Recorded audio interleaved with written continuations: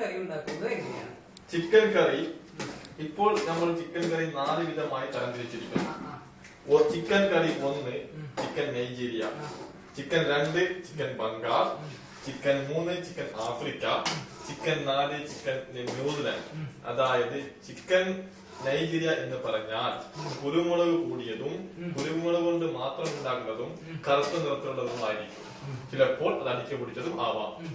2 chicken Bengal, അത് chicken കഴുകാതെയും വസ്തുക്കൾക്ക് വെള്ളം കാണിക്കാതെയും വെക്കുന്നതാണ് chicken Bengal. Chicken 3 chicken Africa, അതായത് അത് വെളുത്തതും കറുത്തതും 2 നിറത്തിലുള്ളതായിരിക്കും. കുറച്ച് കരഞ്ഞതും കുറച്ച് കരയാതും. ചിക്കൻ 4 നൈജീരിയ, അത് വെളുത്ത നിറത്തിലുള്ളതാണ്.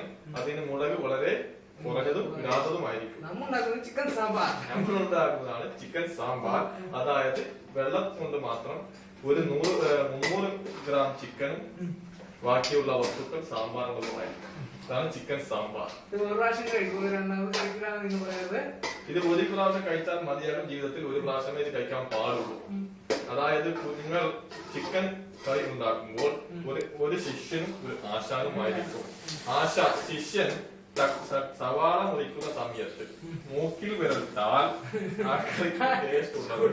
അതിനേക്കാളും നിങ്ങൾ സവാള മുറിക്കുന്ന സമയത്ത് കത്തിക്കൊണ്ട് വിരൽ മുറിയുകയോ ആ ചോര ഇതിൽ പകരുകയോ ചെയ്താൽ കറി കളയാനോ മറ്റുള്ളവരെ അറിയിക്കാനോ പാടുള്ളതല്ല.